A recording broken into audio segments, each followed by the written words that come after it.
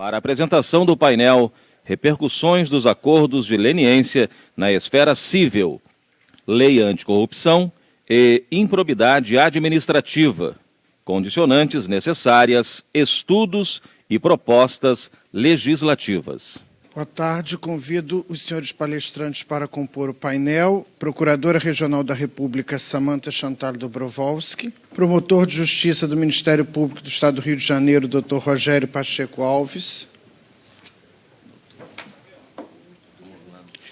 E o Dr. Fábio Medina Osório, presidente executivo do Instituto Internacional de Estudos do Direito do Estado e professor colaborador da Escola de Magistratura EMERGE.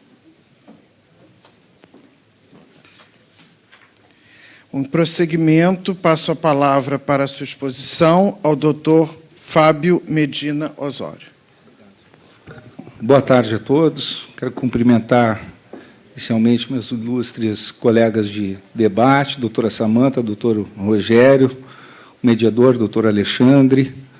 Uma satisfação estar aqui na presença de todos para trocar algumas reflexões sobre acordo de leniência, a Lei 12.846, de 2013, e sua interface com a Lei 8.429, de 92, a Lei de Improbidade Administrativa. Como nós sabemos, o acordo de leniência é um instrumento que tem suas origens no direito concorrencial, foi criado pelo Departamento de Justiça dos Estados Unidos em 1978, foi introduzido na Europa em 1996 e no Brasil, no Sistema Jurídico Nacional, em 1994, tendo, portanto, suas raízes nesse sistema regulatório, no direito anglo-saxão, buscando, dentro desses paradigmas do direito consensual, interferir diretamente no direito sancionador e, sobretudo, no direito administrativo sancionador, mas com uma interface muito íntima, estreita, na esfera criminal. O que é o acordo de leniência, senão um instrumento administrativo integrativo que se acopla diretamente ao processo administrativo com a finalidade de excluir uma responsabilização a partir da ideia de cooperação do investigado com as autoridades públicas para apurar e elucidar determinados ilícitos sob investigação, com reflexos na esfera civil, administrativa e ou criminal, podendo aproveitar pessoas físicas ou jurídicas, o acordo de leniência. E, no caso, nós estamos tratando de uma figura que veio a ser contemplada na Lei 12.846, de 2013, com uma finalidade muito concentrada aí para tratar do ilícito de corrupção, no ilícito de improbidade empresarial. A Lei 12.846, de 2013, veio a contemplar os chamados ilícitos de improbidade empresarial. Portanto, nós estamos navegando aqui num universo do chamado direito administrativo sancionador, nós designamos, que é um pouco mais amplo até do que o campo da corrupção. Essa lei ela é chamada de Lei Anticorrupção Empresarial, mas ela é uma lei da probidade empresarial, porquanto ela tipifica condutas ilícitas através de cláusulas gerais e conceitos jurídicos indeterminados que transcendem mesmo o conceito de corrupção, que poderíamos aqui designar como corrupção, o comportamento de quem utiliza prerrogativas públicas para obter benefícios privados. E a Lei Anticorrupção Empresarial, ou a Lei da Probidade Empresarial, ela tipifica atividades ilícitas de terceiros, de funcionários, de pessoas ligadas a uma pessoa jurídica que, eventualmente, mantenham relação com o setor público, e que, nessa condição, colaborem, participem ou se beneficiem de atos ilícitos praticados por aqueles que estão na posição do setor público. E, portanto, se encaixem nesse conceito da corrupção do setor público, um conceito macro de corrupção. Mas eu diria que, portanto, a lei vai além disso. Por quê? esse conceito de corrupção, que é um conceito adotado pelo Fundo Monetário Internacional, por organismos transnacionais, pelo Banco Mundial, ele é um conceito que, já por si só bastante amplo, ele não se esgota como um conceito sociológico que no conceito de improbidade, que é muito mais amplo, que traduz, por exemplo, violação a deveres de honestidade e de eficiência.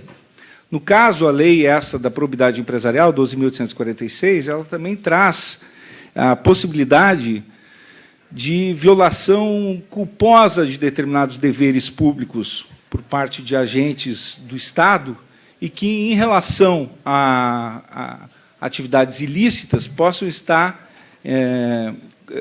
vinculados a agentes econômicos e também, com lesão ao erário, possam gerar responsabilidades. Por isso, é uma lei da probidade empresarial. Em que medida isso introduz novos paradigmas de responsabilidade para a pessoa jurídica? Ora, a pessoa jurídica aqui ela é responsabilizada, e a lei fala em responsabilidade objetiva, mas essa modelagem de responsabilidade ela trata de uma espécie de culpabilidade por uma organização defeituosa. É disso que se trata aqui.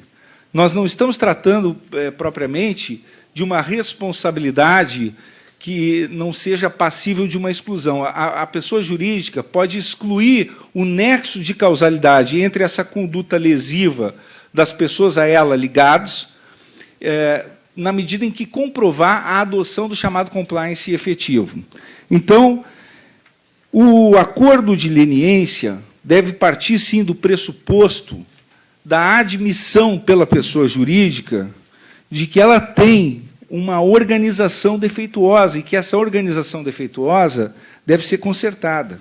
Essa organização deve ser reparada, deve ser saneada, porque, assim como foi referido aqui anteriormente numa das exposições, se a pessoa jurídica não reconhece isso, se a pessoa jurídica parte do pressuposto que, como a sua responsabilidade seria, em tese, meramente objetiva, ela pode simplesmente monetarizar, ela pode precificar alguns prejuízos e partir para uma composição com as autoridades reguladoras, ela não incorpora uma cultura de probidade empresarial.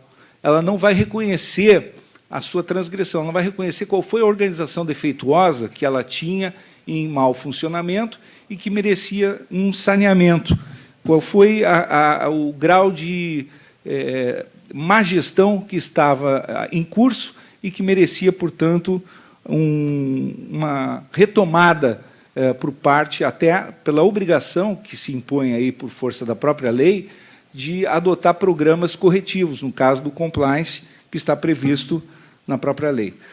E eu gostaria, então, de pontuar algumas reflexões sobre essa medida provisória 703 de 2015, que introduziu aí 32 alterações normativas na lei 12.846 de 2013. E essa medida provisória, curiosamente, ela veio à tona quase no recesso parlamentar, no ano passado, impactando fortemente a lei anticorrupção e em meio a uma violenta crise de legitimidade do governo federal. Como nós sabemos já, o governo, com falta de credibilidade para entabular os acordos, com empreiteiras investigadas na Operação Lava Jato, sem condições de resolver seus problemas, sob forte crivo do Ministério Público Federal, enfim, com a perspectiva de sofrerem fiscalizações de outros órgãos, a própria estatal, que foi lesada e que sofre ações no exterior, e aqui no Brasil ainda tem a perspectiva também, ela própria, de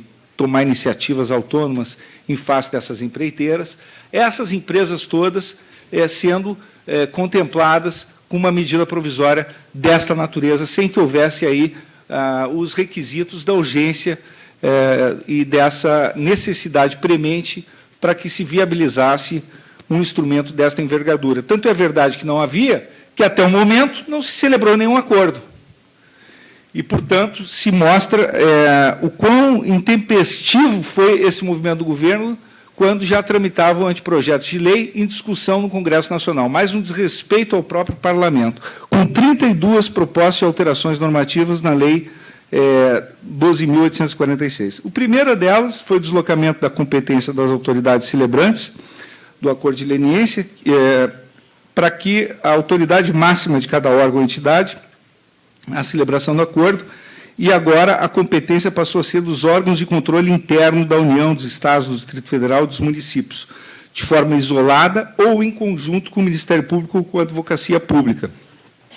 Então, aqui, uma primeira alteração significativa, quer dizer, retira da autoridade máxima de cada órgão ou entidade e passa para a competência dos órgãos de controle interno da União, dos Estados, do Distrito Federal e dos municípios, de forma isolada ou em conjunto. O grande problema é a descentralização desses acordos de leniência. Como nós sabemos, quantos acordos de leniência podem vir a ser celebrados com a ampla descentralização, a fragmentação dos espaços de atuação do Poder Executivo no Brasil. A outra alteração é quanto à participação, como foi referido anteriormente pelo procurador Júlio Marcelo, participação do Ministério Público e da Advocacia Pública, que passou explicitamente a ser facultativa, e havia um silêncio, talvez eloquente, na lei. E agora, ela ostensivamente se colocou como sendo uma participação facultativa. A meu ver, se houvesse uma alteração aqui, deveria se tornar talvez obrigatória essa participação. Por quê? Um aperfeiçoamento de um instrumento deste porte deveria suscitar uma reflexão mais acurada sobre os reflexos do acordo de leniência frente à pretensão punitiva do Estado. Quando um acordo de leniência, uma empresa busca sentar à mesa de negociação, ela quer segurança jurídica, ela quer realmente uma cobertura em frente a todos os riscos que ela tem diante daquele cenário, daquele contexto que ela está vivenciando. E ela faz um acordo de leniência ali, sem a presença do Ministério Público, que é titular de uma investigação, e justamente a finalidade que se tem com o acordo de leniência é buscar uma cooperação a partir de informações que eventualmente existam, ou sejam úteis ou relevantes para uma investigação que está em curso. Como que a autoridade ou aquele controle interno, imagine um acordo de leniência lá no município, ou mesmo um órgão federal, em que o titular eventualmente não tem autonomia para fazer a investigação, e ele se depara com outras informações em caráter sigiloso correndo no inquérito civil, que apura improbidade administrativa e face dos mesmos fatos, ou uma investigação criminal que flui também, que eventualmente pode ensejar uma delação premiada pelos mesmos fatos. Como é que vai se saber se aqueles elementos informativos para o acordo de leniência são ou não relevantes, são ou não úteis, são ou não indispensáveis, se não com a participação da autoridade do Ministério Público? Eu não compreendo como isso pode ser facultativo. Então, a própria idoneidade do instrumento está em xeque. Quando havia o silêncio da lei, pelo menos esse tema estava em debate no Congresso Nacional. A partir do momento que não há o silêncio, houve uma opção aqui pela medida provisória, o que talvez tenha fragilizado um pouco mais essa ferramenta. Também se falou e a alteração proposta na medida provisória, quando há inexistência de órgão de controle interno, a presença do Ministério Público se torna obrigatória. Aí já tenho dúvidas também quanto à iniciativa do Poder Executivo em estabelecer uma prerrogativa do Ministério Público, ou dispor sobre uma atribuição do Ministério Público, sem iniciativa, sem a participação do próprio Ministério Público nesse anteprojeto. Outra alteração é que o acordo de leniência passou a isentar a pessoa jurídica não só de algumas sanções previstas na lei anticorrupção, mas de todas as punições relativas ao direito de licitar, contratar, previstas na Lei 8666 de 93, interferindo aqui novamente em atribuições de outras instituições. Eu sou totalmente favorável a que haja uma unidade interinstitucional nas mesas de negociação, nos acordos em que se envolva uma agenda em que as pessoas jurídicas, ou as pessoas físicas mesmo, quando elas são investigadas, em que há uma pluralidade de instituições fiscalizadoras, e se busca estabelecer um acordo, uma solução consensual, essas instituições todas que disponham de atribuições fiscalizadoras, elas sejam chamadas. Agora, uma dessas instituições interferindo nas atribuições das demais unilateralmente, é algo que nós devemos pensar se isso é arriscado ou não, e se isso vai gerar segurança jurídica ou vai gerar mais controvérsia e mais discussões nos tribunais. Também a medida provisória estabeleceu que o Tribunal de Contas da União passou a ter competência para a revisão dos acordos formados somente no que tange à suficiência da reparação do erário, quando o Tribunal de Contas da União tem competências muito mais amplas do que isso, nós sabemos. E aí, de novo, o silêncio talvez fosse uma lacuna muito mais eloquente, muito mais aberto aí para uma jurisprudência, inclusive, se formar, do que essa explicitação que, de algum modo, talvez fragilize a própria medida provisória. Ela incluiu, é verdade, o parágrafo 11 no artigo 16 da Lei Anticorrupção, alterou o artigo 30 da Lei 12.846, prevendo a possibilidade de celebração de acordos de leniência em caso de ato de improbidade administrativa, que é um tópico sobre o qual nós nos debruçamos aqui de modo mais cuidadoso. Hipótese em que a lei de improbidade, que originalmente proibia os acordos, teria sido revogada no seu parágrafo 1º do artigo 17, a partir dessa iniciativa. Ora, também nesse ponto é curioso notar que as próprias câmaras de controle no Ministério Público Federal já vinham entendendo que a lei de improbidade comportava acordos. Ou seja, já vinham entendendo que esse artigo 17, de algum modo, ele estava, pelo microsistema de combate à corrupção, assimilando a perspectiva das soluções consensuais. Por quê? Porque no microsistema de combate à corrupção já existem as delações premiadas na esfera criminal, já existem a teoria da tipicidade em concreto.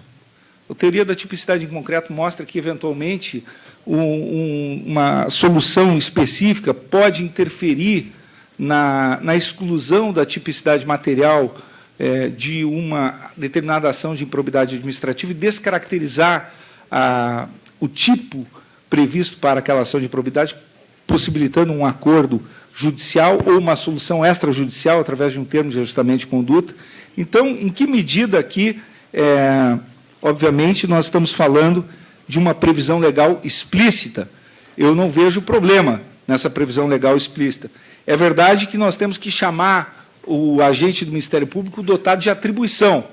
Quando uma pessoa jurídica responde a uma ação de improbidade, a uma ação baseada na lei anticorrupção, a uma ação criminal ambiental, ou uma pessoa física, seus diretores respondendo a ações penais, incorrendo em delações premiadas, essa pessoa jurídica celebrando acordos de leniência, quer dizer, pode haver aí uma interface que torna necessária uma solução integradora entre várias instâncias. Obviamente que isso requer que a esta mesa sentem múltiplas instituições, inclusive da instância administrativa, para que haja uma agenda revestida de segurança jurídica, Tribunal de Contas da União, CGU, eventualmente Poder Executivo, Ministério Público com atribuição na área da improbidade administrativa, Ministério Público com atribuição na área anticorrupção, Ministério Público com atribuição na área criminal. Quer dizer, se o advogado desta pessoa jurídica não estiver atento para essas peculiaridades, ele próprio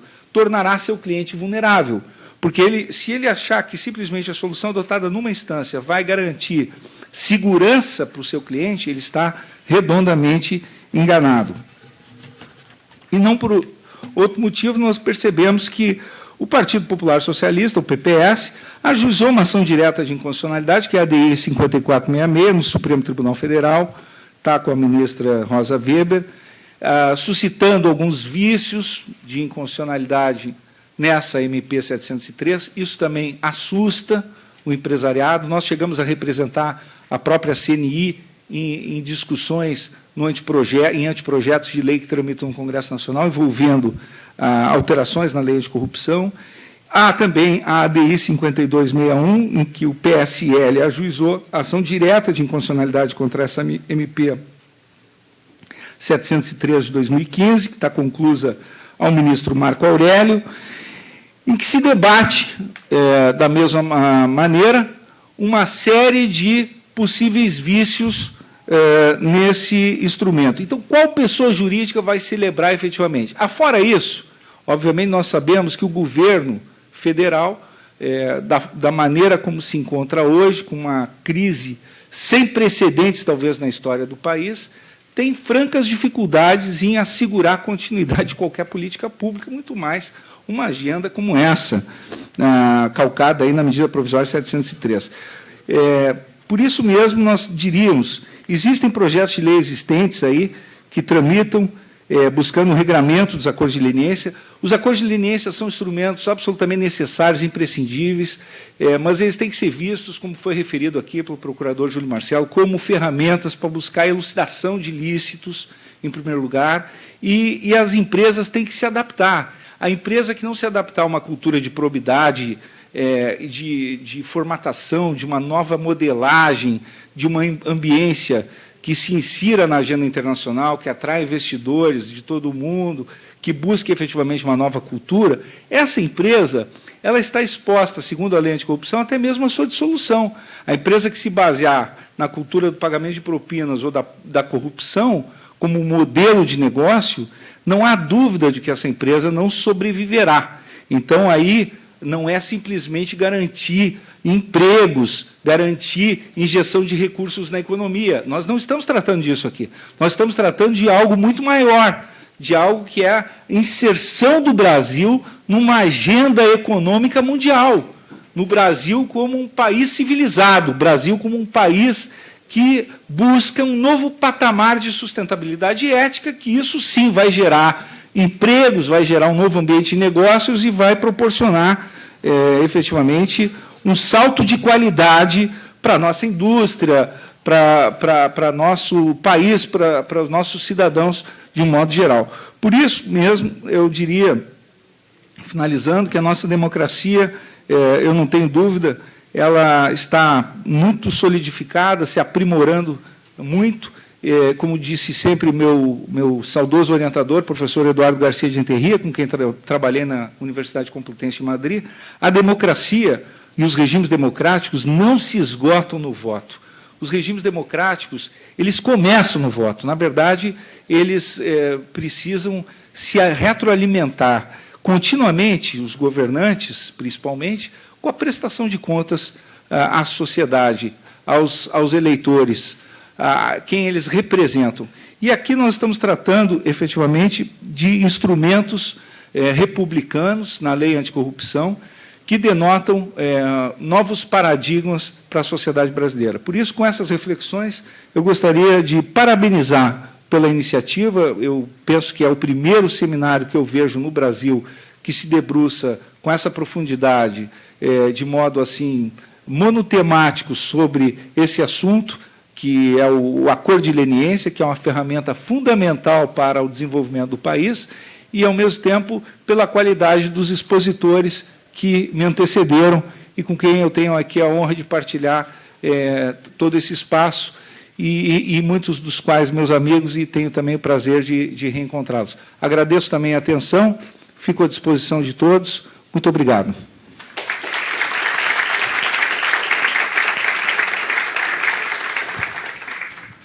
Bom, em prosseguimento, convido o doutor Fábio, Felipe, né? Rogério Pacheco Nunes, para proferir a sua exposição. Boa tarde a todos. Parabenizo também, como já foi feito aqui, a iniciativa por esse belíssimo seminário. Também não tenho conhecimento de que algum outro evento sobre esse tema tenha sido realizado no Brasil, pelo menos com essa amplitude, com essa qualidade. Parabenizo também o Fábio pela exposição, parabenizo a Samanta. Pode ser. Obrigado. Enfim, e fico muito honrado com o convite para poder participar aqui desse seminário. Para passar, basta apertar. Isso. Bem, eu vou tecer alguns comentários a respeito dessa interação difícil entre a Lei de Improbidade Administrativa e a Lei Anticorrupção. Em alguns momentos eu serei repetitivo, eu não assisti integralmente às falas anteriores, eu peço já desculpas por isso.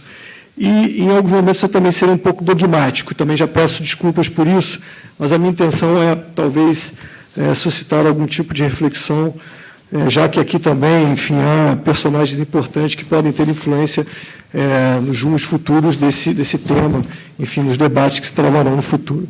Bem, eu começo muito rapidamente, chamando a atenção para o que eu estou chamando de anomalia da lei de improbidade administrativa. E aqui eu utilizo o termo anomalia não no sentido negativo de monstruosidade, mas sim no sentido daquilo que é incomum, né? E por que a lei de improbidade ela é incomum? Se nós formos analisar aquilo que alguns autores chamam de sistema sancionatório, né, em sentido amplo, e especificamente no campo da corrupção, nós sempre trabalhamos esse tema classicamente dentro do direito penal, né? E seria o direito penal o primeiro subsistema, né, dentro desse sistema sancionatório mais amplo. Direito penal caracterizado pela possibilidade de privação da liberdade e que tem como princípio fundamental o nulla pena sine judicio.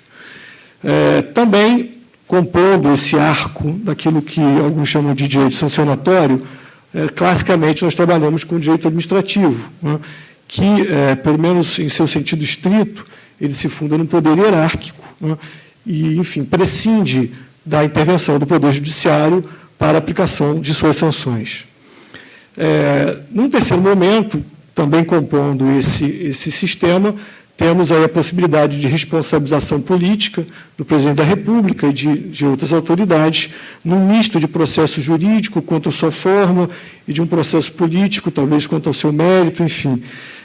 E, a partir de 92, passamos a ter a Lei de Improbidade Administrativa, cujas sanções não são de natureza penal, porque elas não podem resultar na privação de liberdade, elas não se fundam em sua aplicação sob o poder hierárquico, e por isso elas são diferentes das sanções de direito administrativo em sentido estrito, e elas não prescindem do processo, ou seja, o mesmo princípio, regra de ouro do direito penal, do nulla pena sine judicio, trazido, torna-se necessário aqui para a incidência das sanções de improbidade administrativa.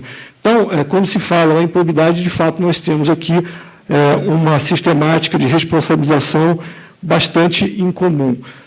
E eu chamo aqui a atenção, isso já foi dito pela Samantha e por outros que me antecederam, a respeito da possibilidade de aplicação das sanções de improbidade também às pessoas jurídicas, né? Isso está previsto, embora não de forma tão específica como a lei anticorrupção, mas isso está previsto no artigo 3º da Lei de Improbidade Administrativa, inclusive com a possibilidade de incidência da teoria da desconsideração da personalidade jurídica. Contudo, há uma série de dificuldades práticas na aplicação da Lei de Improbidade Administrativa. Aqui eu serei muito breve, né?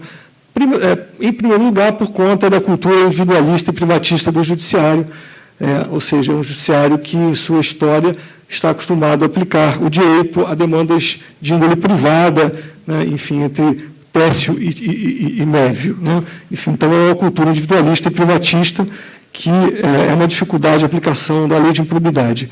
Segundo, há uma resistência ao exercício do controle dos atos da administração, em razão de um certo mito ainda da discricionariedade, ou seja, uma dificuldade muito grande que o judiciário encontra em exercer um controle efetivo dos atos da administração. Mais grave do que isso, há uma histórica resistência do Poder Judiciário à responsabilização de agentes públicos e, sobretudo, de agentes políticos.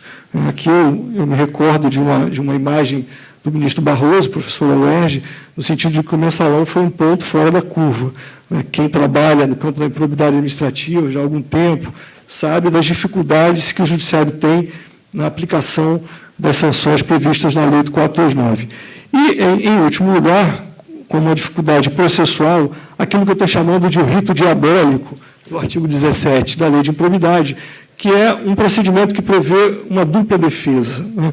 E sendo a ação de improbidade uma ação de mútuos réus, isso naturalmente produz um retardamento bastante irrazoável na conclusão dos processos. Bem, entrando agora aqui mais especificamente no nosso tema, a lei de responsabilidade ou de responsabilização das pessoas jurídicas e seu diálogo com a lei de improbidade administrativa.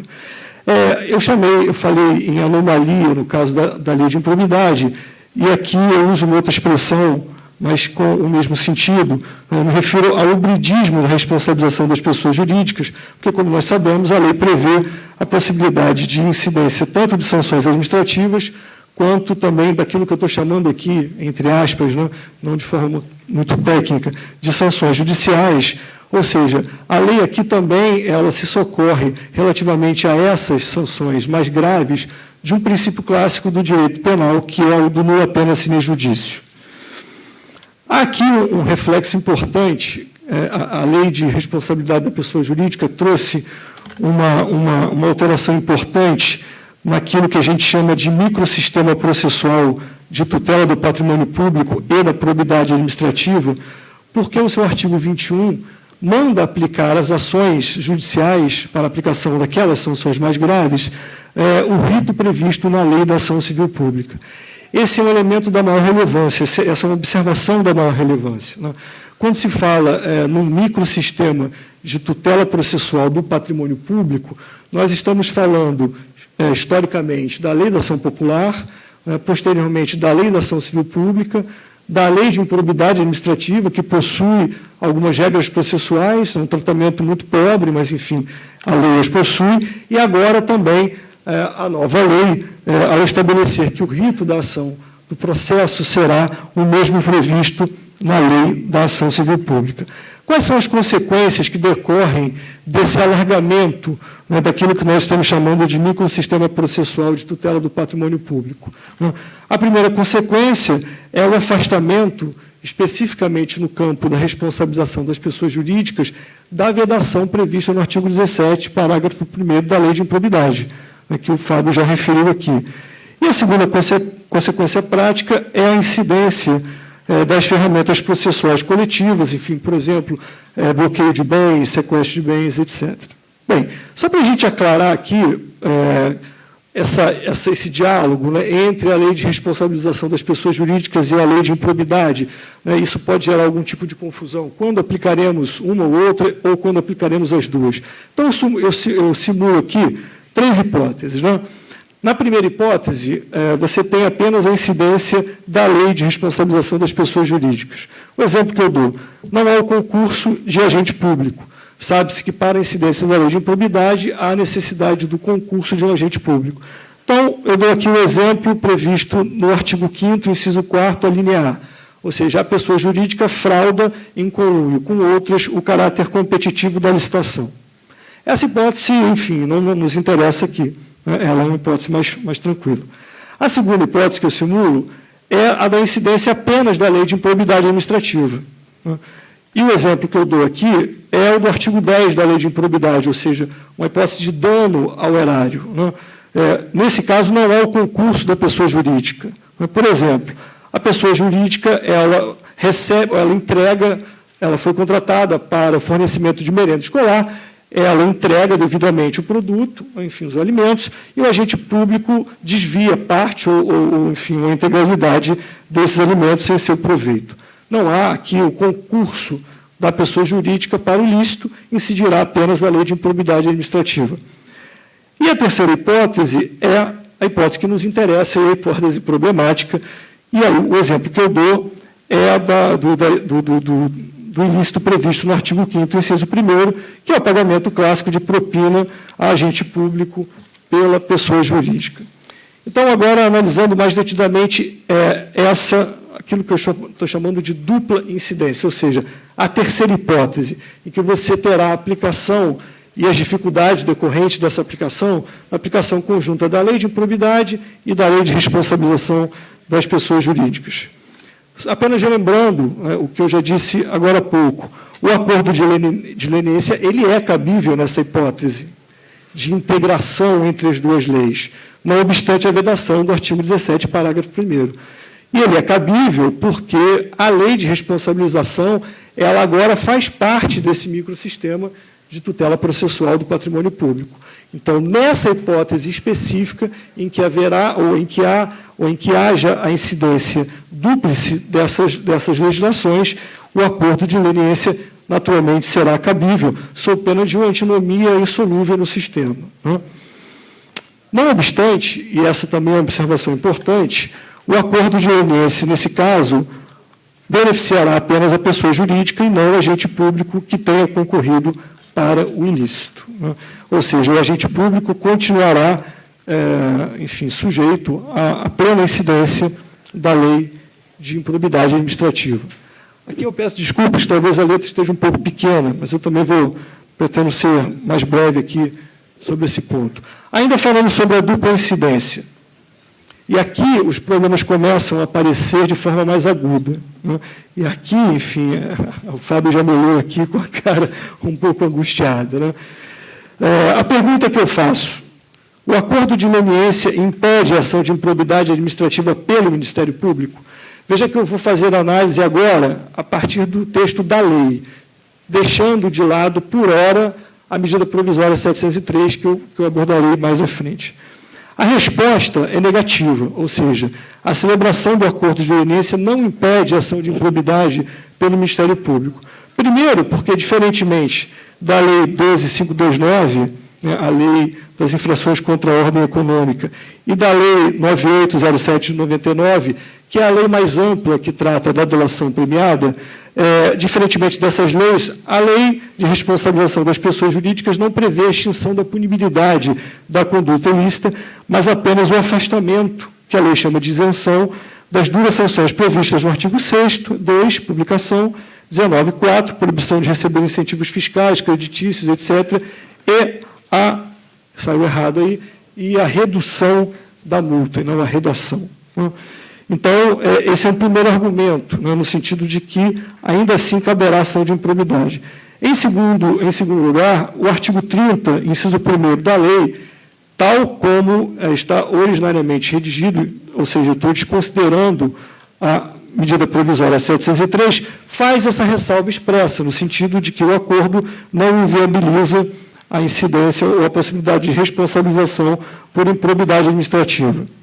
Também o artigo 18 da lei, antes da redação dada pela medida provisória 703, na verdade, consagra algo que é clássico em nosso ordenamento jurídico, que é a chamada independência das esferas penal, civil e administrativa, o que decorre do próprio princípio da inafastabilidade da jurisdição, né? E o argumento que me parece mais relevante, embora seja um argumento que arremate todos esses anteriores, é no sentido de que a legitimação do Ministério Público para a tutela do patrimônio público via ação civil pública, ela é uma legitimação autônoma. Para usar aqui a linguagem elegante do professor Barbosa Moreira, é uma legitimação concorrente e disjuntiva. De modo que, se o acordo de leniência impedisse o ajuizamento da ação de improbidade pelo Ministério Público, nós transformaríamos essa legitimação autônoma numa legitimação subsidiária, ou seja, numa legitimação não autônoma. Naturalmente, o acordo de leniência ele atuará como uma circunstância atenuante no caso de condenação às sanções da lei de improbidade, desde que o acordo tenha contribuído para o esclarecimento dos fatos e tenha havido a reparação integral do dano. Também caberá o ajuizamento de ação civil pública nos casos de omissão da autoridade administrativa ou de nulidade do acordo. Isso está previsto expressamente no artigo 20 da Lei de Responsabilização das Pessoas Jurídicas. E é também, naturalmente, mais um elemento de insegurança a que se referiu aqui o Fábio antes de mim. Nestes casos, inclusive, será cabível a acumulação de pedidos sancionatórios. A jurisprudência do STJ vem admitindo a acumulação de pedidos na ação de improbidade, ressalvada, evidentemente, a diversidade do regime de responsabilização, na lei de responsabilização das pessoas jurídicas, a responsabilidade é objetiva, e na lei de improbidade administrativa exige-se dolo ou culpa, e ressalvada também a vedação de bis in idem. Por exemplo, a vedação ao recebimento de benefícios creditícios ou fiscais é uma sanção prevista tanto na lei de improbidade quanto na lei de responsabilidade das pessoas jurídicas. Entrando agora também, muito rapidamente, na medida provisória 703. Já foi dito aqui, ela ao menos parcialmente inconstitucional, porque ela ingressa em assuntos, na disciplina de assuntos processuais, o que é vedado pelo artigo 62, parágrafo 1º, inciso 1, a linha B da Constituição. Mas onde a medida provisória 703 ingressa na disciplina de assuntos processuais? Quando revoga o artigo 17, parágrafo 1º da LIA, que tem uma vedação expressa à celebração de acordos nas ações de improbidade administrativa. Ela invade matéria processual quando ela dispõe sobre os efeitos dos acordos de leniência sobre as ações de improbidade e demais ações de tutela do patrimônio público, que é a nova redação dada ao artigo 16, parágrafos 1º e 12. Ela invade matéria processual quando ela disciplina a independência e a comunicabilidade das esferas administrativa, civil e penal, também com a nova redação. Né? E eu trago aqui uma reflexão até mais ampla. Se nós entendermos a expressão direito penal contida no artigo 62, parágrafo 1º, 1b da Constituição, a Constituição diz que medida provisória não pode disciplinar matérias afetas ao direito penal e ao direito processual, civil ou penal. Se nós entendermos a expressão direito penal no sentido de direito sancionatório, deixo aqui a questão para reflexão, muito pouco sobrará dessa medida provisória número 703. Já caminhando para a conclusão, né? De todas essas alterações produzidas pela medida provisória 703, me parece que uma das mais maléficas é a revogação do artigo 17, parágrafo 1º da Lei de Improbidade Administrativa, que, adotando uma linguagem bastante direta e simples, veda a possibilidade de ajustes de conduta na improbidade administrativa. Na verdade, essa é uma discussão muito antiga sobre a possibilidade ou não de ajustes de conduta na improbidade, né? Me parece que há inteira conveniência no sentido de admitir-se o ajuste de conduta na improbidade administrativa, né? O que me parece que não que além de juridicamente bastante questionável e perigoso, é que ocorram celebrações no âmbito da improbidade administrativa de termos de ajustamento de conduta sem uma prévia disciplina legal. Eu vou trazer aqui apenas muito rapidamente alguns pontos que a lei precisa disciplinar e que, se não disciplina, acarretam um campo imenso de insegurança jurídica e de dúvida, e o pior, de um certo voluntarismo por parte do Ministério Público. Por exemplo, o que a lei deve disciplinar e não disciplina? A legitimidade. Só o Ministério Público pode celebrar o ajuste de conduta, também a pessoa jurídica lesada. As associações civis poderiam celebrar o ajuste, porque elas são legitimadas, a meu ver, à propositura da ação de improbidade. Essa é a primeira indagação. Se trataria de um direito subjetivo ou haveria uma faculdade por parte do celebrante? Haveria necessidade, no caso em que o ajuste ele é celebrado pela pessoa jurídica de direito público, haveria necessidade de participação do Ministério Público? É uma outra questão. Quais são as condições para a celebração do acordo? Há necessidade de efetiva reparação? A aplicação de sanções mais brandas no TAC, por exemplo, a multa, a proibição de contratar com o poder público, enfim. Quais são as consequências do descumprimento do acordo? Uma vez descumprido o ajuste de conduta na improbidade, o caso é de ajustamento de uma ação de improbidade ou estaremos diante da necessidade de execução? Há necessidade de homologação judicial? Eu concordo com a Samanta. Me parece que é interessante prever-se, na disciplina futura, se ela vier, uma homologação judicial. Como fica a prescrição no ajuste de conduta na improbidade? Ela é interrompida? Ela é suspensa? Quais são os reflexos desse ajuste nas esferas administrativa e criminal? A celebração do acordo importa a confissão de culpa? Enfim, são 10 itens aqui que eu, enfim, das minhas noites de insônia, elenquei, e que me parecem que demandam um cuidado maior por parte do Ministério Público na celebração de ajuste de conduta. E me parece, então, que o legislador democrático deve disciplinar esses aspectos que não devem ficar à discrição dos milhares ou centenas, enfim, de procuradores da República e promotores de justiça. E o anteprojeto da ENCA contempla esses aspectos. Sem prejuízo de outras boas ideias que surgirão e já surgiram desse seminário, Em que pontos nós podemos pensar no aperfeiçoamento dos acordos de leniência, né? O primeiro aspecto que me parece fundamental é o de sustentar a inafastabilidade da participação da advocacia pública. O Fábio já falou aqui, tal como previsto na medida provisória, que fala em órgãos de controle, há uma imensa insegurança na celebração desses ajustes, por falta de capacitação técnica, por falta de capacitação jurídica, e nós sabemos o papel importante que a advocacia pública desempenha na tutela do erário público, enfim, na prevenção de danos. Então, esse é um ponto que me parece inegociável, deve ser um ponto inegociável, a inafastabilidade da participação da advocacia pública. O segundo ponto de aperfeiçoamento, me parece, é a garantia de livre acesso aos termos ou documentos relativos aos acordos, pelo Ministério Público e também pelos tribunais de contas, mesmo antes de sua conclusão. As atribuições do Ministério Público e dos tribunais de contas encontram um fundamento expresso no texto constitucional. A atuação de fiscalização dessas instituições não pode ser minimizada pela legislação ordinária. Então, sustento que, mesmo antes da celebração dos acordos de leniência, esse acesso ele seja livre por parte dessas instituições de controle. Na verdade, eu tenho que confessar aqui a minha certa má vontade com qualquer tipo de sigilo em se tratando da discussão de aspectos relacionados ao erário público.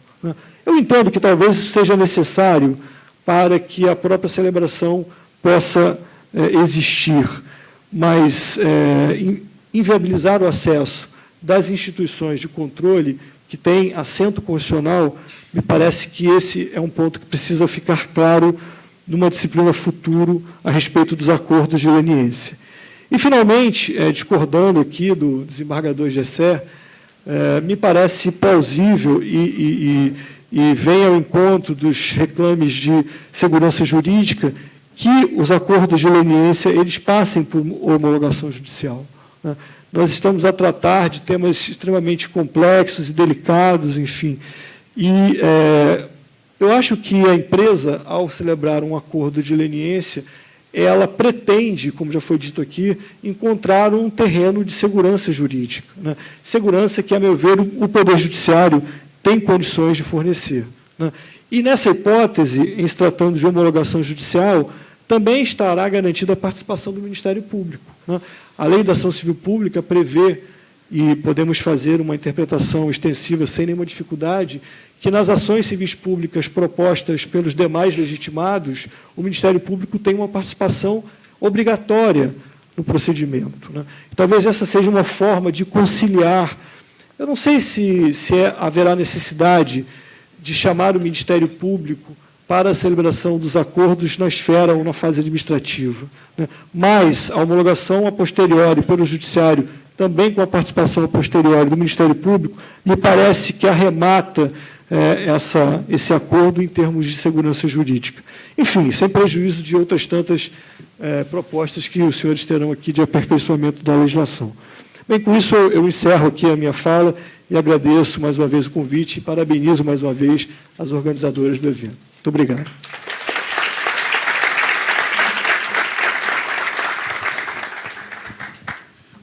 Muito obrigado, doutor Rogério. Convido a doutora Samantha Chantal Dobrovolsky a proferir sua exposição.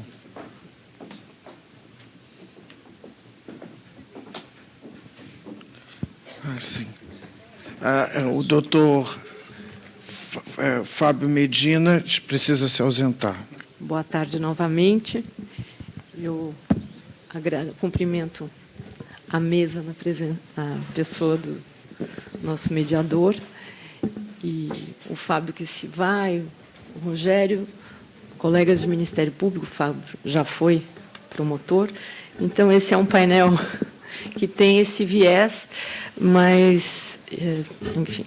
Aproveito também para agradecer novamente o convite, especialmente nas pessoas de Aline e Caroline, que tão bem organizaram esse evento de tamanha relevância no momento atual. Como eu participei da mesa anterior desavisadamente, né, já antecipei grande parte do que eu viria a falar. Então, para não cansá-los, para não ser meramente repetitiva, até porque o tema proposto foi abordado com grande acurácia, tanto pelo Fábio como pelo Rogério, eu vou destacar alguns pontos que eu considero mais relevantes e também visando a deixar mais claras as preocupações que foram anotadas na mesa anterior, né? Bom, a lei de anticorrupção, quando surgiu, na sua redação original, a gente não pode esquecer o contexto em que ela foi gerada, embora ela tivesse ali uma tramitação já de uns 3 anos como projeto, não houve, talvez até porque outros atores não se deram conta da necessidade dessa legislação ou do que viria pela frente, mas não houve um debate cruzado com todas as instituições de uma maneira mais ampliada. A Controladoria Geral da União abraçou esse tema porque se tornou, a partir da sua criação, como um órgão, que, na verdade, a Controladoria é a soma das várias controladorias internas dos ministérios, Secretaria Federal de Controle, etc., que, no âmbito da União, era meio disperso. Mas, quando ela surge como um órgão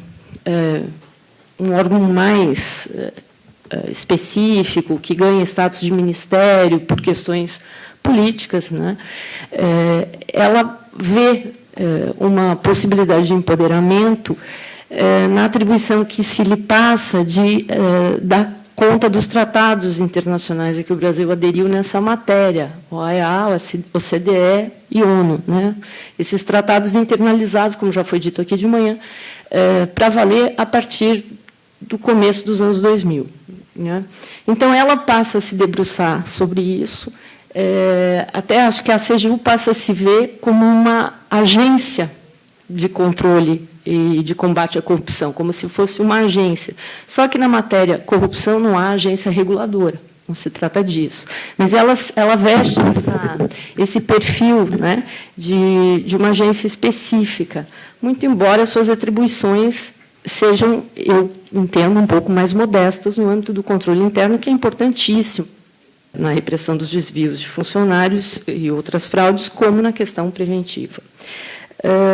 Bom, mas nesse contexto de buscar, de acompanhar a implementação dos tratados, participar das rodadas de avaliação do país, então a CGU era um dos que recebia as comitivas, etc., se verifica a insuficiência do marco legal até então existente, e a grande cobrança era em relação ao suborno de funcionário público estrangeiro. Com esse pano de fundo, se desenvolve mais ou menos o projeto, as discussões e o projeto que tramitou ali uns 3 anos até ser aprovado meio que no susto, não que ele não viesse a ser aprovado, mas foi aprovado no ímpeto depois das chamadas jornadas de junho de 2013. Né? E essa lei, com uma grande vacácio, suficiente para algum ajuste por parte dos particulares e dos demais órgãos a que se destinava, mas essa lei, numa primeira abordagem, ela já se via com alguns problemas dentro do sistema. Onde há proliferação de leis, sempre vai haver problemas, óbvio, de coerência, de conciliação. Então, no início, já em 2014, já em curso a Lava Jato, mas ainda no início da Lava Jato, já se podia antever alguns problemas, alguns pontos controvertidos nessa legislação, que objetiva responsabilizar civil e administrativamente pessoas jurídicas por atos lesivos à administração pública nacional e estrangeira. É o que diz a rubrica da lei. E vir a completar o sistema no que toca à responsabilização de empresas, sim, sobretudo no âmbito administrativo, empoderando as sanções administrativas, dando-lhes mais peso. Então, as inovações da lei são o seu alcance, a esfera administrativa fortalecida, a clareza no dever de reparar o dano. O dever de reparar o dano não é sanção em lugar algum, é um dever que decorre da lesão causada, né? Isso está no Código Civil e não se pode misturar os conceitos. Veio uma certa clareza na redação da lei, isso foi posto na redação original. Também a responsabilidade objetiva, que é um dos grandes pontos vistos como benéfico para quem investiga e apura, é mais fácil de provar, é mais fácil de punir, eventualmente, mas é um dos pontos controvertidos em termos de constitucionalidade, inclusive, né? E é também um dos pontos que gera a polêmica com a lei de improbidade, porque aí é uma sobreposição de esferas, sendo por fatos, muitas vezes, iguais ou parecidíssimos, em que, num caso, eu posso punir objetivamente, muito mais facilmente, chegar lá e resolver o problema em relação à empresa, ainda que negocie, etc. E, em relação a uma empresa que seja processada por improbidade, não na esfera anticorrupção específica, eu tenho necessidade de provar dolo ou culpa e nexo com a figura de um funcionário público corrupto ou ímprobo, né? Então, dificulta para o agente que está processando, seja Ministério Público ou Advocacia Pública. Há quem defenda que a lei mais nova, sendo especial, revogou completamente a improbidade em relação à pessoa jurídica, né? Há quem defenda isso. A questão é, ela é especial em relação à improbidade, né? É um novo microsistema ou é um microsistema que foi inteirado com mais uma legislação? E, assim, essa é uma questão, é claro que, normalmente, quem defende isso tem um viés prático, um interesse a defender, mas é um assunto que ainda paira como duvidoso.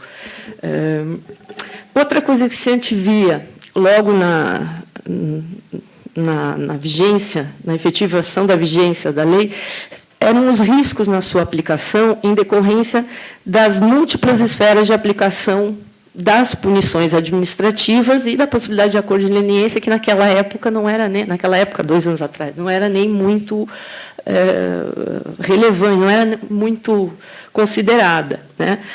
Se antevia que aquilo que já foi dito aqui, falta de treinamento, falta de uniformidade em critérios, em método, falta de hábito, se fosse para negociar, e, eventualmente, com a dispersão por 5.000 municípios, por vários e variadíssimos órgãos de controle interno e procuradorias de Estado e município, além da própria AGU, o incremento dos efeitos que a própria lei visava combater, ou seja, janelas de oportunidade para negociações indevidas, né? Essas eram críticas feitas já, críticas ou considerações feitas já ao início da vigência da lei, né? A responsabilidade objetiva, as dificuldades de regulamentação e aplicabilidade, a sobreposição e concorrência com a esfera da improbidade administrativa no âmbito civil e a própria questão do acordo de leniência, que era, então, visto como pouco atrativo, qual seria o alcance, quem se interessaria por fazer, né? A primeira reação foi essa, ou então, ao se fazer um acordo de leniência sem levar em conta outros colegitimados, como já se falou aqui, que segurança teria aquele que faz o acordo e que impedimento haveria à possibilidade de busca da anulação judicial, tal como ocorre na esfera da ação civil pública no TAC. Então, essas eram assim, algumas reflexões feitas no início,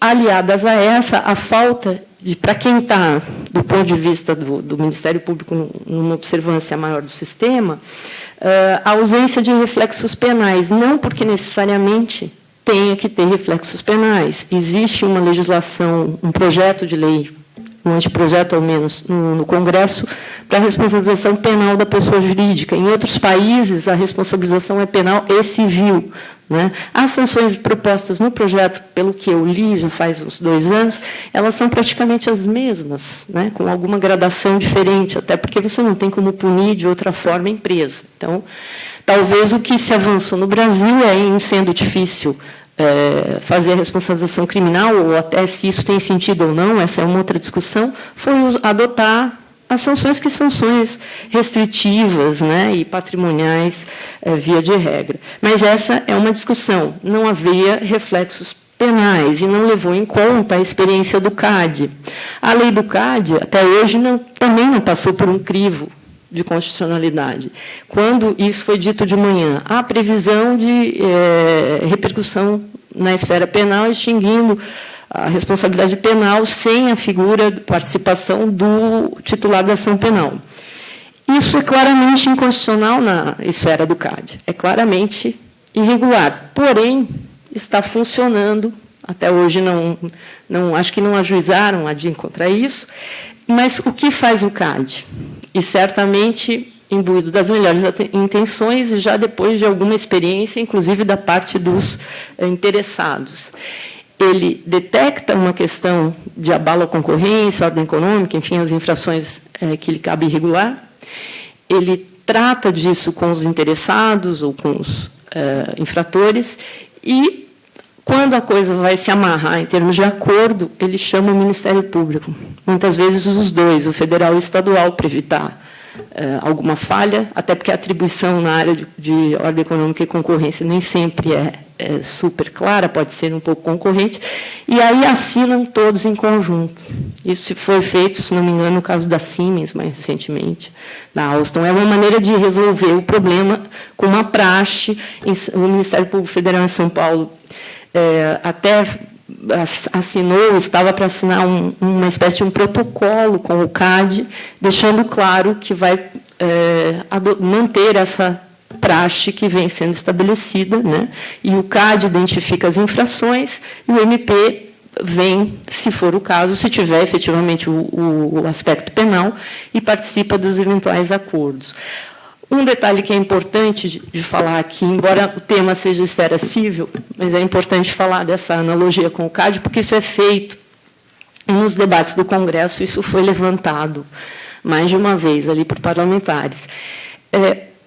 Na questão concorrencial, o CAD é o órgão regulador, é a agência reguladora, a autarquia que trata do caso.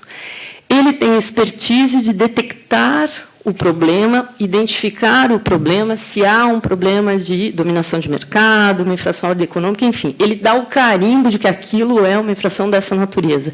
É preciso que ele, como expert na área e autoridade máxima no sistema, diga que há uma infração dessa natureza e, eventualmente, que algum partícipe de um cartel venha e diga, há um cartel, reconheço como cartel, e aí deflagram suas providências, eventualmente de acordo de repercussão no penal.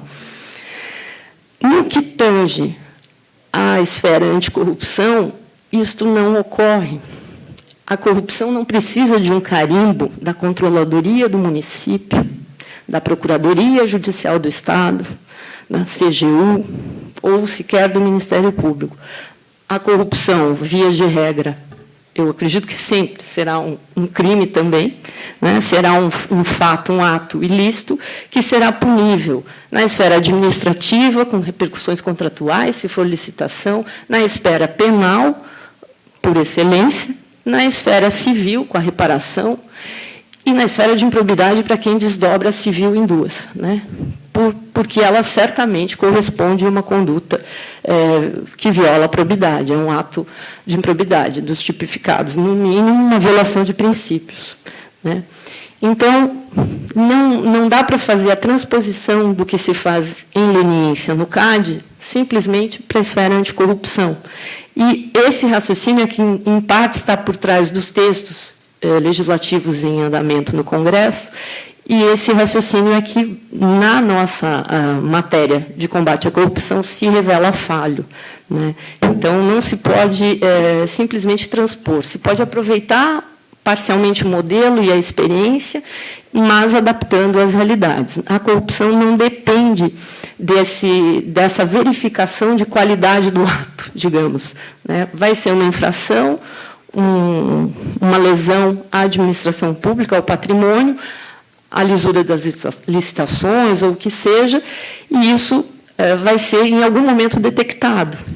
Ou porque funcionou o controle interno, ou porque funcionou, de alguma forma, se percebeu internamente na administração, ou por uma notícia que chega ao Ministério Público, por exemplo, ou chega à polícia, e aí se começa essa investigação numa outra esfera, ou civil ou penal, ou ainda porque alguém vem e rompe o silêncio.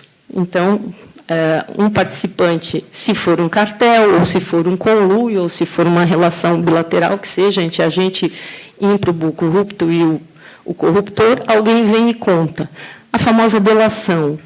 O que, assim, foi regrado no nosso sistema mais recentemente, já data de uns 20 anos, mas, na prática, muitos dos grandes casos, e tem uma discussão em ética sobre até que ponto se devia admitir, etc., não vou entrar nisso, não se trata aqui dessa discussão no momento.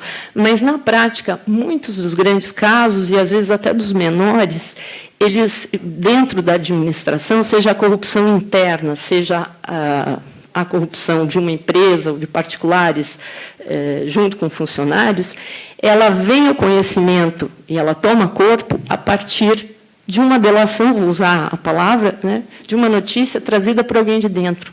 Seja porque é uma guerra de facções internas, guerra de quadrilhas, né, seja porque é alguém que foi prejudicado, ou uma ex-esposa, ou um genro, e aí podemos dar os exemplos dos casos concretos. No caso do TRT de São Paulo, tudo bem, o TCU tinha detectado nas suas investigações de auditoria, mas o tribunal não tinha levado adiante ainda naquela época. Mas foi o genro do ex-juiz Nicolau que veio e trouxe a notícia ao Ministério Público e se começou aquele caso no âmbito de um inquérito civil público por ato de improbidade. Foi a esfera civil que levou depois à esfera criminal. Né? E ali se puniu a empresa, se conseguiu punir a empresa. E o outro caso que me vem à lembrança, mais conhecido, é o caso da ex-esposa do Pita, do Celso Pita. Né? Então, assim, não é incomum a delação, de alguma forma. E há casos menores. Nos anos 90, havia alguns problemas na Polícia Federal em São Paulo, por exemplo. Não que não haja, não continue havendo, mas havia algumas questões e, eventualmente, surgia. Né? Havia alguém, às vezes era um familiar de um aposentado, de um falecido, coisa assim, são as facções internas. Né? Mesma coisa na Receita Federal, já se visualizou, na prática, essa experiência. Eu acredito que no âmbito estadual seja a mesma coisa. Né? Então, assim, isso só para falar, tudo isso, nada de novo debaixo do sol, apenas novas roupagens. Né? Mas é claro que sempre é preciso pensar em procedimentos, em parâmetros, para que as coisas tenham mais uniformidade ou tenham mais facilidade de controle do que é feito, tanto pelos agentes de Estado, seja o Ministério Público, Polícia, ou órgãos de controle, ou advocacias públicas, como controle social. Né? A partir dos parâmetros fica mais claro e mais fácil promover esse controle. Então, e outra abordagem que se via já no início da lei de dificuldades a se enfrentar era a posição do Ministério Público na solução na celebração dos acordos de leniência. Porque, como foi dito até pelo Rogério, uma solução seria usar a homologação judicial, obrigatoriamente, através de algum procedimento mais detalhado do que simplesmente levar um acordo à homologação, teria que criar um certo íter ali, porque aí, necessariamente, o Ministério Público atua como fiscal da lei. Né? Mas a crítica que era feita, ou a observação que era feita, era que, ainda que o Ministério Público não atue junto com a pessoa jurídica lesada na celebração do acordo, não se pode opor ao Ministério Público o sigilo dos documentos e dos fatos. Não se poderia, porque ele tem a atribuição de verificar a legalidade, moralidade e efetividade do acordo, de defesa do patrimônio e da moralidade pública. Não se trata só, na esfera anticorrupção, de defesa do patrimônio público. Também o bem jurídico, moralidade administrativa, deve ser levado em conta como fundamental. Né? E, de qualquer forma, pela própria redação original da lei anticorrupção, se o Ministério Público não participasse do acordo, da celebração do acordo de leniência, e ainda que não tivesse vista ou não acompanhasse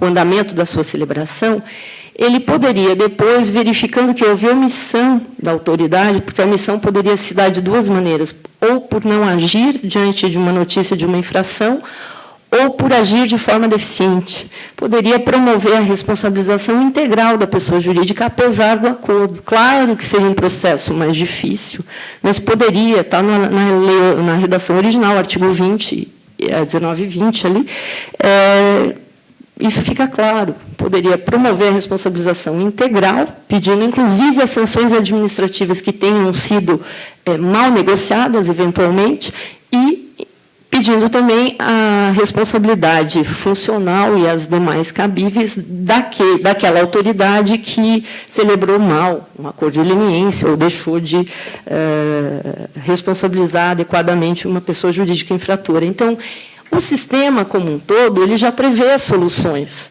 e as saídas. Isso decorre da Constituição, 129.3, 6, 8, Lei Complementar 75, artigo 8º, 2, Lei 8625/93, 26.1, por exemplo, além da Lei da Ação Civil Pública, que o Ministério Público é o colegitimado, mas, como bem lembrou o Rogério, as associações civis também são, né? ONGs também são. Então, quando se trata de lidar com esses direitos que são difusos e que mais de uma pessoa, ou mais de um órgão, autoridade, poderá tomar providências, independentemente de se produzir um bom modelo numa legislação inovadora ou não, o sistema prevê mecanismos para que haja, que essas competências plurimas, né, garantam instâncias de controle dos atos de proteção ao patrimônio público. Então, não só com a difusão entre colegitimados para atuar, como o próprio controle social, né? De todo modo, ao se criar um novo instituto, ou ao se adotar um instituto, que talvez não seja tão novo, mas dar-lhe uma roupagem específica e festejada, como se dá agora na lei anticorrupção, não seria demais pedir do legislador, né, e dos operadores diretos que pensassem num modelo que integrasse melhor todas as competências, autoridades legitimadas a agir, para evitar insegurança por parte de quem tem interesse no uso desse instituto e para evitar abusos, enfim, e mesmo dúvidas, que, enquanto isso, deixem tudo na inércia, né? Mas o que eu quero dizer com isso, ao final, é que, independentemente de vir a ter soluções tópicas legislativas ou não, o sistema prevê as válvulas de escape, prevê.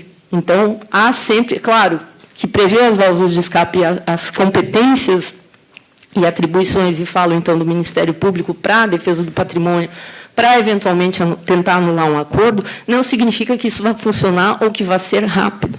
Então, no custo-benefício do risco, que foi criticado aqui quando se falou em risco antes, mas é disso que se trata também, né? No custo-benefício do risco, isso tudo pode ser levado em conta. A pessoa assume esse risco e espera o que acontece. Mas o sistema em si, ele prevê as soluções. Agora, o sistema legal e legislativo ficaria melhor se essas soluções fossem... lógico que nunca o direito consegue dar conta do mundo dos fatos e resolver todas as dúvidas, e com toda clareza, mas que buscasse dar conta de estabelecer um modelo o mais balizado na própria Constituição e nas competências de cada ente possível, a fim de evitar a insegurança e a inércia, que é no que a gente se encontra. Em relação...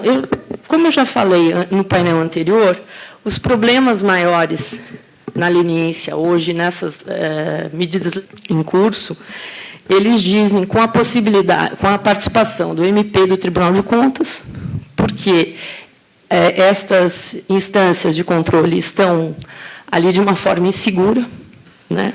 Ou reduzida a participação do Tribunal de Contas, como se fosse possível retirá-lo da sua competência constitucional, ou facultada a participação do Ministério Público. Quer dizer, do jeito que está escrito, não resolve completamente o imbróglio, né? Também o que já foi dito aqui sobre a questão da reparação do dano, Na medida provisória 703, existe uma referência, no, acho que parágrafo 4º do artigo 16, um dos itens, à capacidade econômica da empresa, capacidade econômica do infrator. Ou seja, esta menção deixa dúbia a redação o suficiente para dizer o dano é X, mas a capacidade é X menos 100 vezes, então vamos negociar 50. Assim, estou exagerando, fazendo aqui um exercício até alegórico, né? Também de retórica, mas é preocupante esse dispositivo. Isso não estava no projeto de lei 3636, que estava tramitando bem até dezembro, com problemas, mas pelo menos vinha no trâmite, no devido trâmite legislativo, digamos assim. Né? Outro ponto que é preocupante é a questão da interface com a improbidade administrativa, quer dizer, assim, a extensão dos efeitos da leniência para as outras esferas, que é uma medida que veio por demandas de vários atores, a CGU tem dito que é por demanda do Ministério Público, talvez tenha sido em algum momento, eu não posso precisar completamente, mas acredito que seja dos interessados, e também da experiência no caso concreto, né, e da própria experiência do CAD. Você estende os efeitos de um eventual acordo em sede administrativa para licitações e contratos, que é sede administrativa, mas seriam outras autoridades, e para o penal e o civil improbidade, incluindo aí pessoas físicas, que não seria a opção original da lei, e não é, da lei anticorrupção. Mas isso feito, obviamente, se todos os legitimados específicos aderirem a isso e for do interesse da empresa e das pessoas físicas a ela relacionadas, isso pode ser útil, pode ser adequado, e isso teria que ter o controle judicial, como terá, porque, em sendo matéria penal, passará pelo crivo da homologação judicial. E, assim, a gente sugere que se faça também para o âmbito civil. Né? Até aí, é um efeito do sistema aí se modernizando, digamos assim. Né? É uma técnica de investigação que vira meio de defesa, que na verdade, ele é bifronte, é tanto uma coisa como a outra, e aí, se é meio de defesa e eu tenho algum poder de negociar, eu já peço que avance, porque daí eu dou mais na negociação, na delação, então vamos espalhar os efeitos para as esferas que atingem a pessoa física, que, afinal, trabalhou em meu benefício, eu, empresa. Então, até aí, é um pouco difícil assimilar no começo, para quem tem aquela visão mais liberal individualista de uma formação, mas é como vai funcionando aos poucos, paulatinamente. O que me traz grande incômodo é a extensão para os atos de improbidade administrativa sem qualquer condicionante. E aí o Rogério se referiu ao anteprojeto da ENCLA, que é um anteprojeto que revisa a lei de improbidade como um todo, que é uma lei importantíssima, porém de difícil aplicação prática. É uma lei que, há mais de 20 anos, se discute, ou quase 20 anos, mas acho que há mais de 20 anos, se discute a competência, o foro por prerrogativa, quando se trata de determinadas autoridades. E, pelo menos desde 99, o Supremo se debruça sobre isso, mas não se posiciona definitivamente. Então, assim, é uma questão de alta indagação. Até certo ponto, sim, é uma questão difícil no sistema, não de altíssima indagação, mas de assumir uma posição política, e político num sentido maior da palavra, né? E que talvez precisasse levar mesmo 20 anos ou mais, mas talvez já tenha passado da hora. Né? De todo modo, ainda que a lei de improbidade mereça os reparos e esse anteprojeto da ENCLA tenha sido fruto de discussões de variados órgãos, com uma visão multidisciplinar e que levou alguns meses, no mínimo, acho que até mais de ano, né? Nesse anteprojeto, se previa a transação como uma realidade, né? Porque também o dogma, desde que se preserve a reparação do dano, se previa a transação com condicionantes. Esse projeto, salvo engano meu, mas pelo que eu pesquisei, resultou num projeto de lei 543, que tramita no Congresso, relatoria do senador Blaio Maggi, acho que está meio parado lá há algum tempo, né? Em que se prevê judicial, é feito judicialmente, óbvio, e que se prevê um certo rito e condicionantes ou parâmetros, o que quer que se queira, né? Como a pessoa, no caso, tanto jurídica quanto a pessoa física, aceitar se submeter a uma das sanções previstas para ato de improbidade, como, por exemplo, pagar a multa, ou restrição creditícia ou de contrato, ou suspensão de direitos políticos, alguma dessas sanções. E também se observa se aquela solução é suficiente em função da personalidade, das circunstâncias, etc. Quer dizer, se dá um certo parâmetro para as questões. E o que se fez na medida provisória 703 e no PL 3636? Simplesmente se revoga a lei de improbidade, e se vai atingir com isso todas as pessoas físicas e outras pessoas jurídicas que não venham a ser atingidas pela lei anticorrupção, beneficiando de certa forma, mas deixando uma incerteza do ponto de vista de que tenham sido feitas boas transações, ou quais parâmetros se seguir, e também, talvez, se transacionar de uma forma barata, no sentido de que você não precisa obrigar a pelo menos uma sanção específica da LIA, da lei de improbidade. Barata no sentido de ser pouco custosa, né? Então, isso me parece assim muito preocupante e assim, é um absurdo do ponto de vista sistêmico que se faça isso por medida provisória voltada para tratar de uma lei que é nova, mas nasceu defeituosa, e aí, assim que nasceu, né, veio um caso esplendoroso que lhe põe os defeitos e virtudes bem à vista, você resolve o problema, para resolver problemas da aplicação desta lei, resolve atingir uma lei que está aí há mais de 20 anos, que tem um objetivo importante, critério pedagógico, etc., e sem qualquer reflexão mais profunda, né? E, por fim, já me pediram aqui para terminar, um outro grande problema que existe na medida provisória, mais do que no PL 3636, na medida provisória 703, é realmente eliminar o critério cronológico de preferência em relação àquele que pode fazer o acordo de leniência e ser beneficiado. E ser beneficiado em grande extensão. Quando a medida provisória diz que fará acordo com qualquer empresa que se apresente, e a todas garante, então, isenções ou atenuações de pena, até a mais profunda, ela se transforma, de certo modo, numa espécie de anistia ampla e geral. Ela tem o risco de assumir esse caráter. E isso é, assim, inaceitável, de um ponto de vista, atualmente, do caso concreto em curso, né? E, mais ainda, se pensar que esse acordo poderá fazer efeito ou ter efeito nas outras esferas de responsabilidade autônomas. É claro que, para isso, terá que ter a concorrência do Ministério Público do Judiciário de alguma medida. Então, isso permite antever algum controle, mas é um risco e é um equívoco grande. No PL 3636, há um tratamento especial para a primeira pessoa jurídica infratora que se apresente disposta a celebrar o acordo. Há outras possibilidades? Sim, pode-se pensar em outras possibilidades, e há emendas, propostas de emendas, e a medida provisória, essa medida provisória tem mais de 140 emendas. Então, assim, uma medida provisória que vem para mudar 2 ou 3 artigos e tem 140 emendas, algo está errado nesse processo legislativo, né?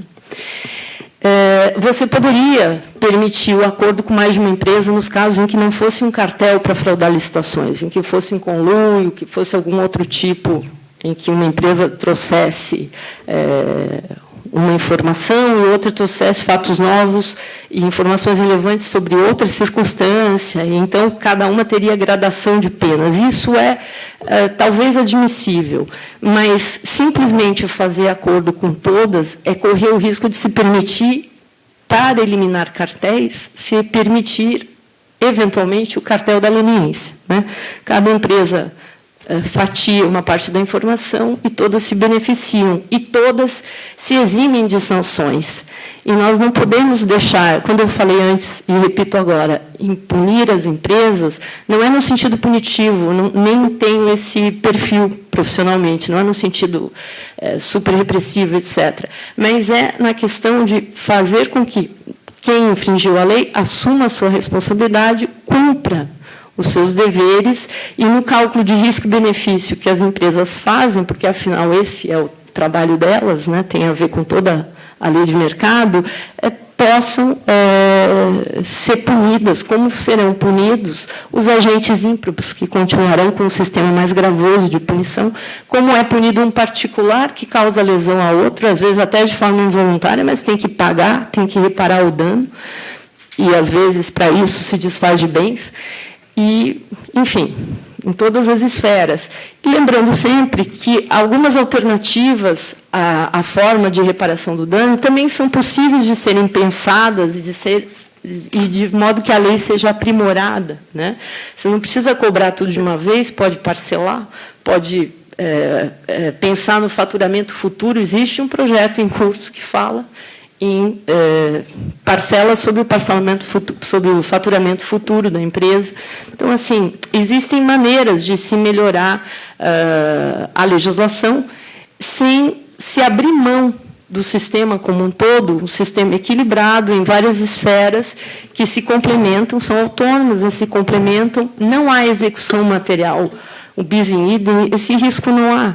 Porque, sendo bem franco, às vezes é muito difícil se conseguir uma condenação criminal e de improbidade num paralelo. E, quando você consegue, eventualmente, o criminal, a pessoa vai presa, a improbidade ainda vai levar anos até conseguir alguma coisa. E, se, no caso de pessoa jurídica, se não se disponibilizaram os bens, se não se bloquearam os bens, quando, enfim, o processo tiver um andamento adiantado, só sobrou a casquinha daquela empresa, o conglomerado, o que seja, ele já se desfez, ele se derreteu, se transformou em outras pessoas jurídicas, eventualmente tem outros laranjas, se for o caso.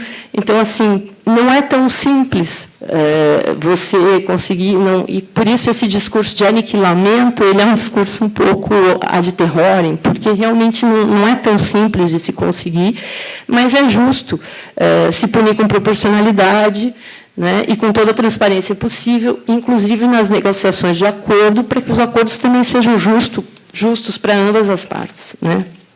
E eu agradeço a oportunidade, peço desculpas por essa minha última participação meio atrapalhada, eu não quis me repetir muito, e, novamente, parabenizo vocês pela organização.